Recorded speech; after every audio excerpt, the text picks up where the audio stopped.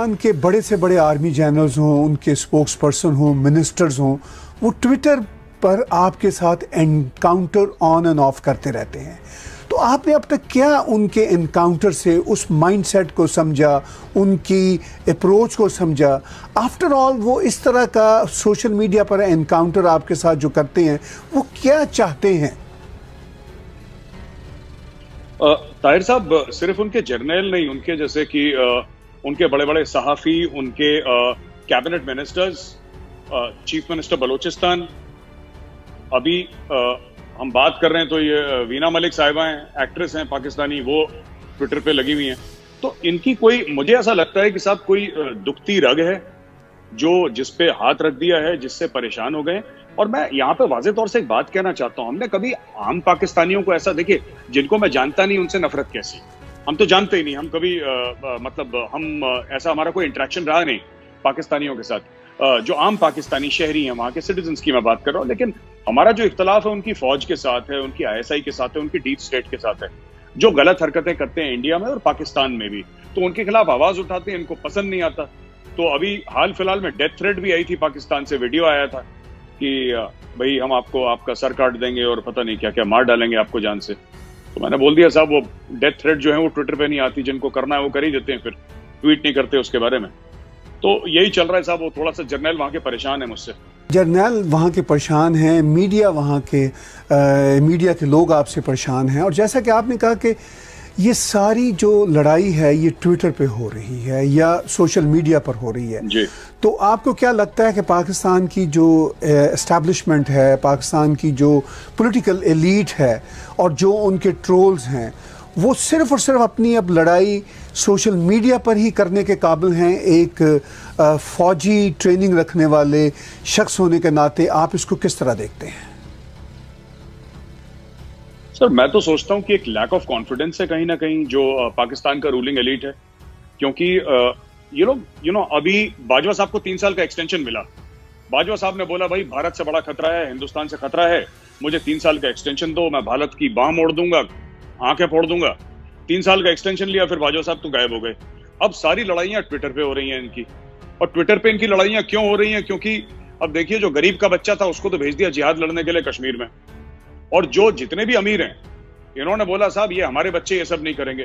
तो पाकिस्तानी फौज लड़ने वाली फौज है ही नहीं, वो लड़ाई नहीं करती। लड़ाई के लिए उन्होंने हाफिज सईद और मौलाना मसूद अजहर जैसे गुर्गे पाल रखे हैं, गुंडे पाल रखे हैं, क्रिमिनल्स पाल रखे हैं, टेररिस्ट पाल रखे हैं, और बाकी अपने मजा करते हैं। तो ये ट्विटर की जो आप बात कर रहे हैं ना ताहिर साहब, ये इनका है एक। अच्छा, एक और बड़ी इंटरेस्टिंग बात मैं आपको बताता चलूं कि मैं ट्विटर पे क्यों। हमने तो अपनी सरकार को कई बार रिप्रेजेंट भी करा कि आप लोग भी इनका जवाब दीजिए।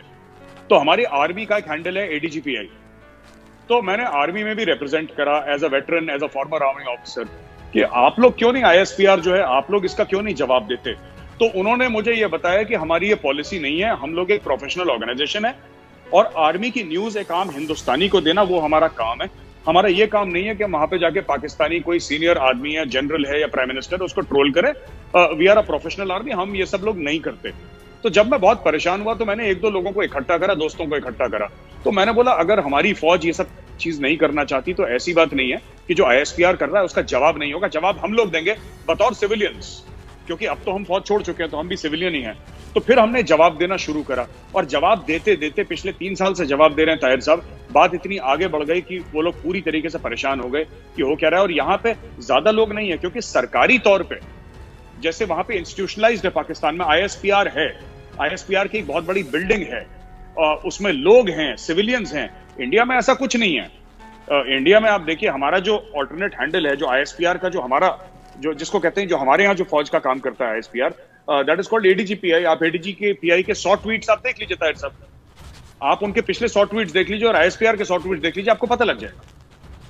एक जर्नलिस्ट की कैपेसिटी के हवाले से ये जानना चाहता हूँ कि आप एक वाइब्रेंट जर्नलिस्ट के तौर पर काम कर रहे हैं, तो क्या फ़र्क आपने महसूस किया जब फ़ौज पे आप लड़ा करते थे, अब एक और महाज पे हैं, ऐसा महाज जिसमें नैरेटिव्स की जंग है, आइडियाज़ की जंग है, और उसके साथ साथ बहुत ज़्यादा फेक न्यूज़ का और करेक्ट न्यूज़ का झगड़ा चल रहा है। तो उसको आप अगर पाकिस्तान और भारत के कॉन्फ्लिक्ट्स के कॉन्टेक्स्ट में देखें तो वो कैसा दिखता है आपको? मैं तो ताहिर साहब, मैंने फौज छोड़ी थी 99 में। तो मुझे 21 साल हो गए आर्मी छोड़े हुए। और उसके बाद मैं तो एक कंपनी का सीईओ था, एक कंपनी का प्रेसिडेंट था, मल्टीनेशनल कंपनी का।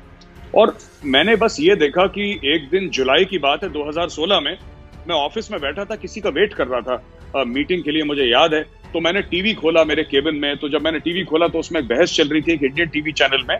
तो उसमें कश्मीरी सेपरेटिस्ट ये बोल रहा था कि जो बुरहान वानी है वो शहीद भगत सिंह जैसा है।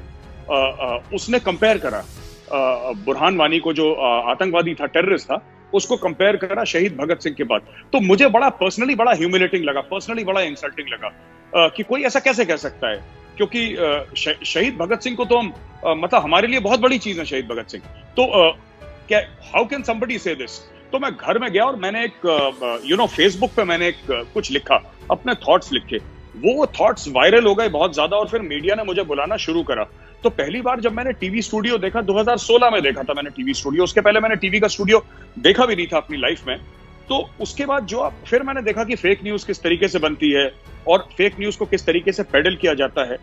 ताहिर साहब, मैं बता रहा हूं कि इंडिया को जितना ज्यादा खतरा अंदरूनी लोगों से है, और ये मैं आपको वाज़ेह तौर पे बता रहा हूं कि जितना खतरा अंदर से है, पाकिस्तान से इतना पाकिस्तान को संभाल लेंगे। पाकिस्तान है, चाइना वाइना सब, एवरीथिंग इज अंडर कंट्रोल। चाहे अभी वो लद्दाख की अभी बात चल रही है, आप देख लीजिएगा, हफ्ते भर बाद वो चुपचाप चाइना चली जाएगी। ये मैं आपको आज प्रिडिक्ट करके आज शो पे बता रहा हूं आपके, वो चली जाएगी। लेकिन ये अंदर वाले जो है ना, ये बड़े खतरनाक हैं। और ये जो फेक न्यूज की आपने बात करी ताहिर साहब, ये वहीं से सिलसिला शुरू होता है। अपोलोजिस्ट्स। अगर कोई ये बोलेगा कि सर्जिकल स्ट्राइक हुई, तो यहां पे भारत में टीवी शोज पे 15 लोग बैठ जाएंगे कि क्या सबूत है। अरे सबूत क्या है साहब, आप बताइए। जब ओसामा बिन लादेन को मारा था एबटाबाद में, तो अमेरिका ने कौन सा सबूत दिया था? ये मिलिट्री ऑपरेशंस का कोई सबूत दिया जाता है? उसकी लाश कहां है किसी को नहीं पता। समुद्र में उन्होंने बोला अमेरिकन ने कि हमने उसकी लाश कहीं फेंक दी। अब कहां फेंक दी, किसको शक्ल दिखाई, क्या प्रूफ है, नोबडी नोज। दोस्तों, आशा करता हूँ आपको वीडियो पसंद आया होगा। तो इस वीडियो में आपने देखा किस तरह से मेजर गौरव आर्या और ताहिर गोरा ने पाकिस्तान को लेकर चर्चा की। मेजर गौरव आर्या ने हमेशा की तरह ही बेबाकी से अपने जवाब दिए। उन्होंने कहा कि ट्विटर पर मुझे मारने की धमकी मिलती है और ट्विटर पर जो धमकी देते हैं वो असल में कुछ नहीं कर सकते, वो केवल गीदड़ भभकी होती है जो पाकिस्तान वाले दे सकते हैं। उन्होंने ये भी बताया किस तरह से पाकिस्तान के जनरल, मेजर और कर्नल मेरे पीछे पड़े हुए हैं, लेकिन मुझे इस बात से कोई फ़र्क नहीं पड़ता।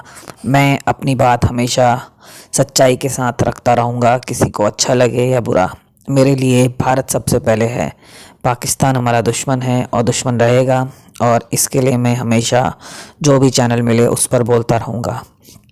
यही बात ताहिर गोरा ने जब उनसे पूछी कि पाकिस्तान और भारत के रिलेशनशिप में वो क्या अंतर देखते हैं, तो उन्होंने कहा कि जब तक भारत और पाकिस्तान के बीच आतंकवाद का मुद्दा है, पाकिस्तान नहीं सुधरने वाला। पाकिस्तान को सुधरने के लिए सबसे पहले अपने वहाँ आतंकवाद ख़त्म करना पड़ेगा, तभी भारत उससे बात करेगा।